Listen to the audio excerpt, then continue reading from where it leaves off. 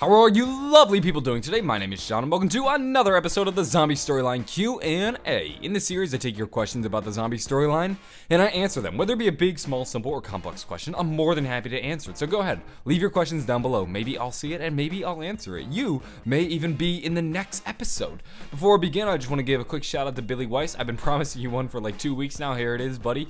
In addition to that, a new thing we're doing in the Zombie Storyline Q&A is that you can now submit your questions via Twitter. So first link in the description is a click to tweet button. If you click this button right here, it'll take you over to a tweet. You just fill it out, you write in what you want your question to be, ship it off, and then I will see it. It's probably the most direct and best way to get a hold of me, and that is one way you can submit questions. Another way you can do it is to leave your questions down in the comments below. I will also be reading all the comments. Without further ado though, let's get rocking and rolling.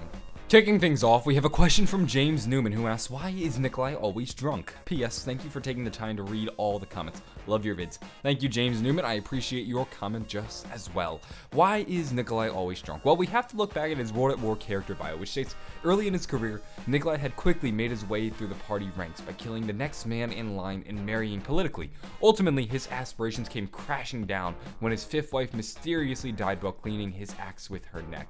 Little did he know that she had been sleeping with a high-ranked party official on the side. This made Nikolaj infamous, and his reputation spread quickly through the party. It was not long before Stalin himself had heard of Nikolaj. More importantly, he feared Nikolaj. As soon as the war was started, our hero was dropped on the front lines and forgotten about, where he wallowed in self-pity and vodka for years. So you have to understand, Nikolaj was a very powerful force politically. He was working his way up the social ranks, and you have to remember the kind of leader Stalin was. If there was anybody sort of in the same vein as Nikolaj who was gaining a lot of power very quickly, Stalin always got rid of him. Most notably Leon Trotsky, who was second fiddle to Stalin when Lenin was in charge. So you have to understand that Stalin removes anybody who even remotely could challenge him. So this is why he pushed him onto the front lines, and then from there, you can just guess from sorrow and disappointment, this led Nikolaj to a life of drinking, and that's why he is always found drunk. Moving on, we have a question from Evan Tate, who asks, what is the difference between Argatha and the Aether?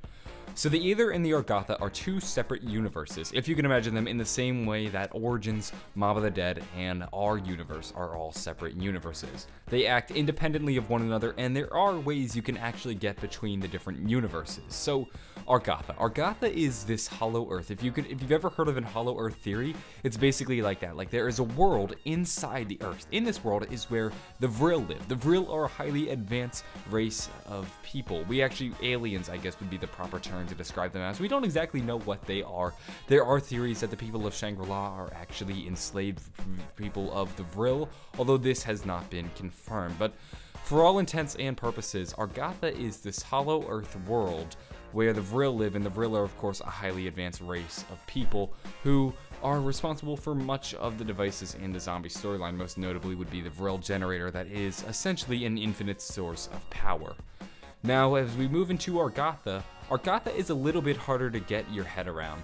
If you could almost imagine it like a spirit world, it's not exactly a physical realm, although it is a realm in its own right.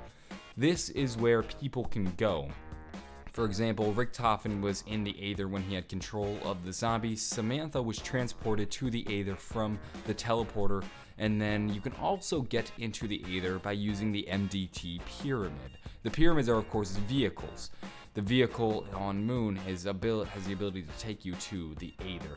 Now when you're in the Aether, you are in a sense physically there, but you're more spiritually there than you are physically there, and you actually have the ability to create tangible effects on the rest of the universe.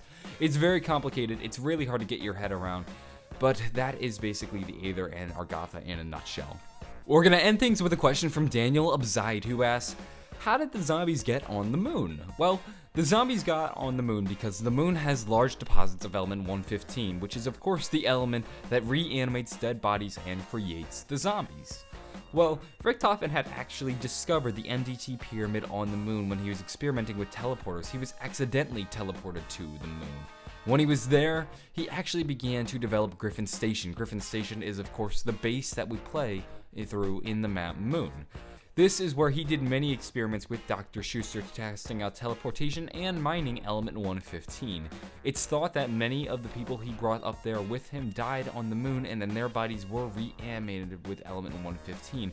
In addition to that, the Americans had later discovered Richthofen's Griffin Station, and when they had discovered it, they actually turned it into their own base, where they continued to mine element 115.